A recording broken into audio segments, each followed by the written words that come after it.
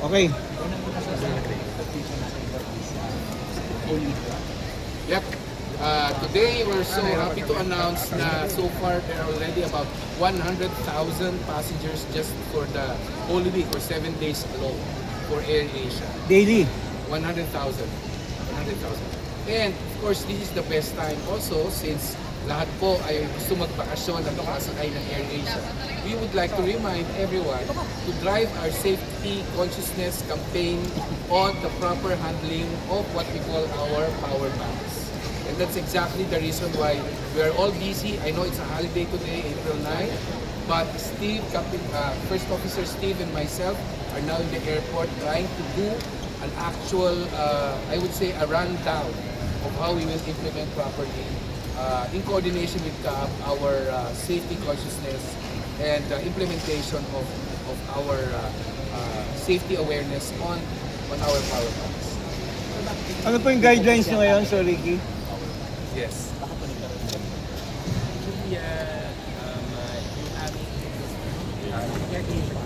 Have our policy on power bank use.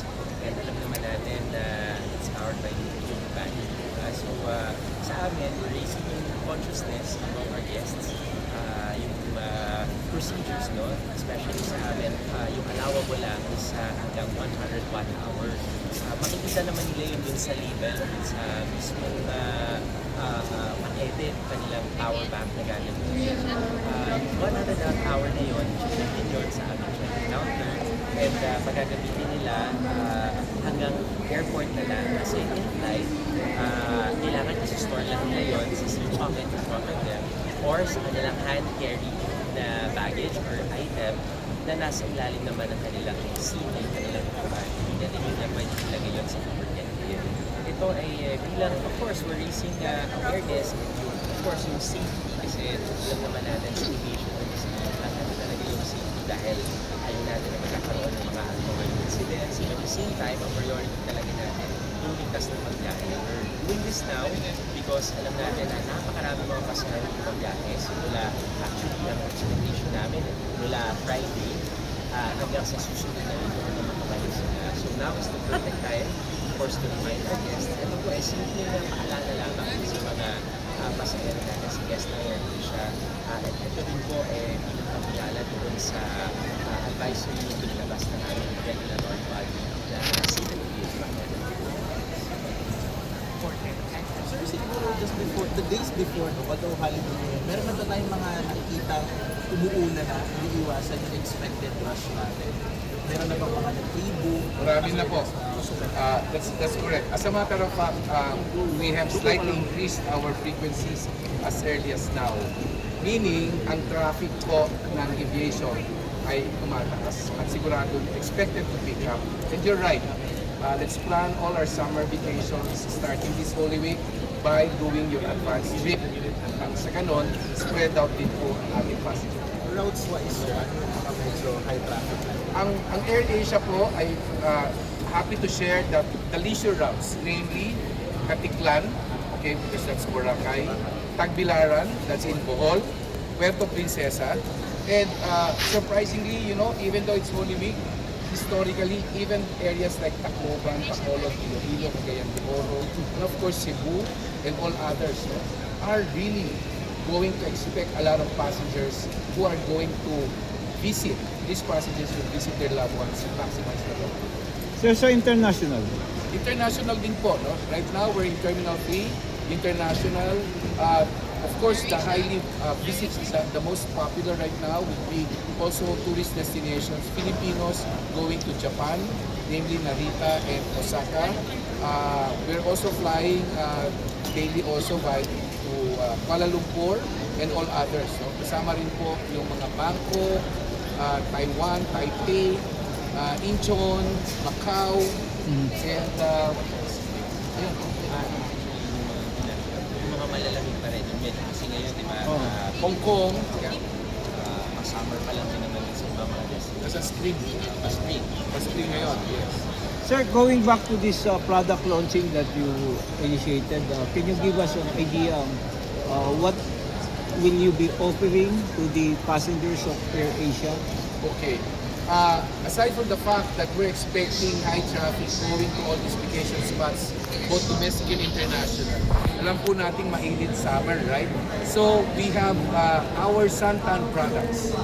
These are all the food products that AirAsia is offering. And now with what we would like to actually build awareness on is that we serve in flight what we call our Halo Halo. Okay? And our Halo Halo is actually not only can be booked online, but you can also order your Halo Halo inside the aircraft, within your flight. Very Filipino siya. Filipinos po ito. Kasi dahil actually si Chef, Chef Kat. Chef Kat, please. For Santan, as mentioned by Sir, we actually offer it pre-book and on board. So it's available in all routes. And even that Santan is also, or it is coconut. So we added some things that would highlight our favorite for Halo Halo, but at the same time, thinking the coconut flavors. And with the yes, and that would allow our passengers to enjoy it also, not just Filipinos, but also the other nationalities and the destinations that we have. And we will have our part 2 menu. So there are new items that I cannot yet say, but definitely something that would passengers love for their short flights or international flights. So on April 22, we will actually change the menu.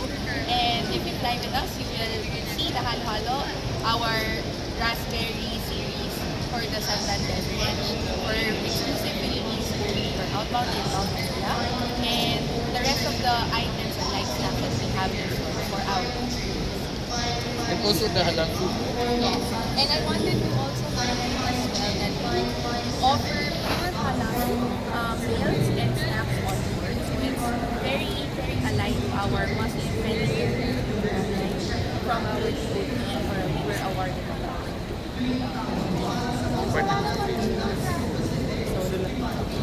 balikan ko lang yung sa power bank. Kasi sinabi of course, alam natin na sobrang importante yung paggamit ng power bank sa mga devices.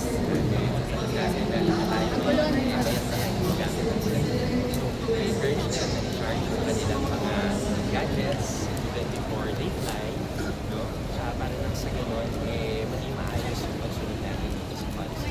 Again, itong policy ko na ito, yung procedures po ng AirAsia, our AirAsia policy. But we also have submitted yung procedures dito sa Philippines to our regulatory body. It is now subject for review and approval. And hinihingi po namin dun sa guests ng AirAsia. Of course, kaya natin mag-convenience sila. So, pinaka-importante po talaga, alam natin yung 1 hour, which is 100 watt-hour, yun po yung ina-allow sa AirAsia. At the same time, when they fly, so hindi lang po natin, ilagay po nila sa pocket in front of them, pwede kaya sa hand carry sa ilalim ng buhay. Hindi po natin yung encourage na lalagay po yung power bank sa overhead because ayaw po natin tayo nag-try at isang incident na mangyari. Gusto natin mataas yung safety consciousness and awareness po na natin para masaya lalo na ngayon Semana Santa. Kaya kasama namin lagi we always ready Semana Santa para ahead of time na paplano po natin yung aming hassle-free journey ngayong huli.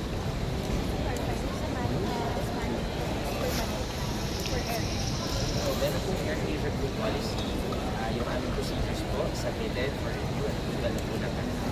So ito po, this will be a permanent thing since part po siya ng procedures po ng AirAsia. So kailangan po namin talagang mag-increase awareness ng mga pasahero dahil alam namin na maya wala po, hindi naman po forget domestic flight or short flight, hindi ka gagamit ng power bank. So there are instances na gagamit ka rin talaga.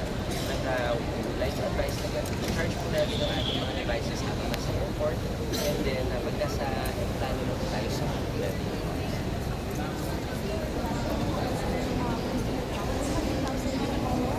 No, 100,000 for the 7 days. Monday up to Easter Sunday. So 100,000 approximately booked passengers. For to be up until flight before passing. Wala pa po. But right now, I just reviewed our notes. Lumalabas po na there's a traffic, increase in traffic of passengers already started to enjoy their vacation. And, yeah, going back. But now, it's not only domestic leisure routes. Even our non-leisure routes, meaning magbabakasyon din po yung mga pasaheros po namin doon sa kanilang kanya-kanya. Last year, 150,000 yung lumipad during the whole week. Around 180,000. We're expecting to reach the target as well. Kasi This year. pag-exceed po yung 100. Yung 100,000 book na po yun. Baka tama si Steve, baka ma-reach po natin approximately 150,000 Steve, right? Kasi yung passenger booking behavior naman happens mga at least 5 days before their travel. So, dyan talaga madalas nag-book yung mga passenger natin. So, we're expecting a surge in increase. 100,000 yung book na, we're expecting more because yun nga, dun sa mga last minute na buwagyan.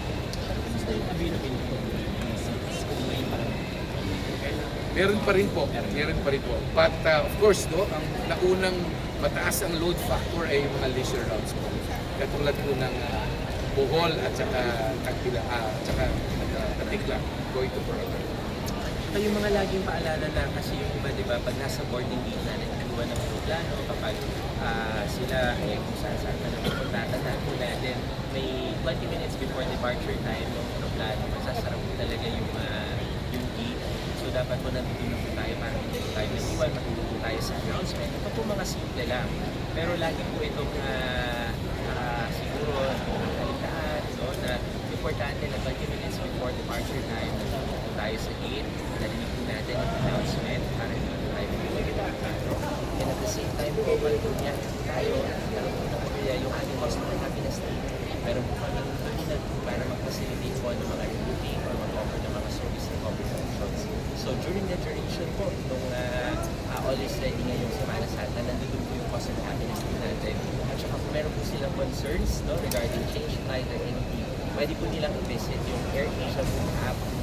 I ask all future people, madali po nilang masasagot yung mga tanong natin regarding our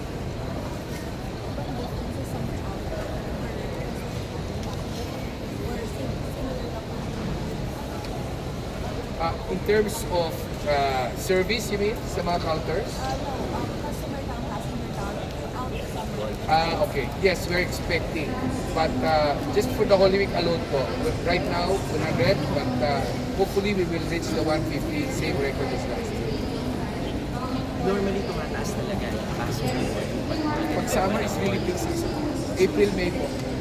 Kasi inabangan natin lagi po. Tapos ang susunod dyan is yung mga pupunta ng Boracay. Kaya para sa virtual connection. So we're expecting na higher than last year dahil nandito sa mga activities na nakaline up. Okay.